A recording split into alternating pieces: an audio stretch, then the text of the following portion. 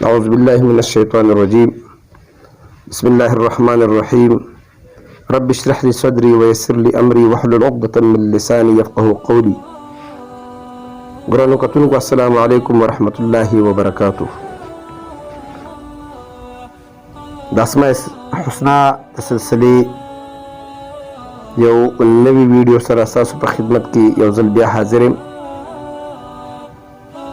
د اسماء الحسنا خواص او برکات بشمیره دي او تاسو ته به زه د دې مختصر وړاندې کوم.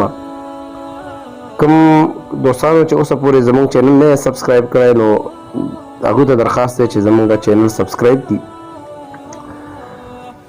دوستانو نن به موږ خبرې کوو د الغفارو په وظایفو مبارک کې. د دې نه مخکې موږ آخري اسم مبارکه 14 نمبر المصورو د هغې باره کې خبرې کړې وي.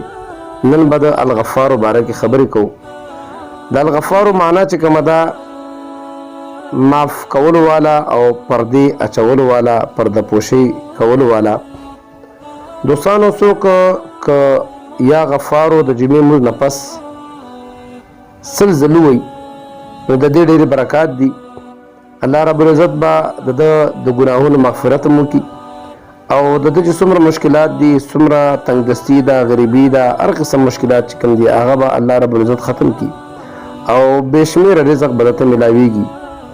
او که څوک د مازدیګر لمونځ نه پس روزانه یا غفارو اغفر لي دا وایي نو الله رب العزت به دا د بخل شوي خلکو په ټولګي کې دا داخل کړي. او دغه رنګې ګرانو دوستانو که څوک همیشوالی کوي د یا غفارو چې همیشه یا غفارو وایي الله رب العزت به د ټول ګناهونه واړه او غټ ټول ګناهونه به الله معاف کړي. او یو به دې سره دا هم کېږي چې الله رب العزت به د ده نفس د غلطو خواهشاتو نه لرې کړي، هغه د ذهن نه به غلط خواهشات وځي. او چې څوک یا غفارو اغفر لي ذنوبي د جمعې د مانځه نه پس ووایي نو د ټولو نه مخکې خبره دا ده چې الله رب العزت به د ده بخشش وکړي.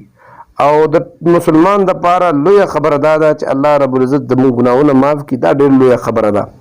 او د دې سره سره به الله رب العزت د ده په آخرت کې دا د مغفرت او د ډېر لوی انعاماتو حقدار کړي. او دا یا غفارو د جمعې د مانځه نه پس ویل یو خو به دا شي چې د ده به د مغفرت آثار پیدا شي، د ده په مخ کې به الله نور پیدا کړي، د ده به عباداتو ته به د زړه ټیږي، د دنیا او د آخرت تنګدستي او غریبي هغه به ختمه شي. او د داسې ځای نه به ده ته الله د رزق دروازه کولاو کړي چې ده به هغه ځای نه ګمان هم نه وي.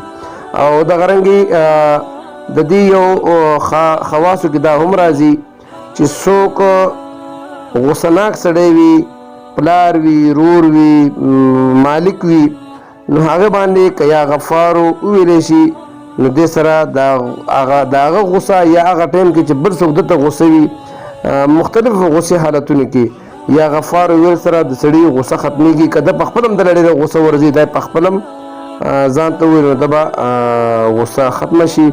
دوستانو د الغفارو مختصر خواص تاسو ته ما بیان کړه. انشاءالله دې نه پس به دغه رنګې ځو او د الله رب العزت چې کم 100 نومونه دي ټولو باندې به داسې په نمبر باندې خبرې کوو. د بل ویډیو پورې تاسو نه زه اجازه غواړم. د الله په امان.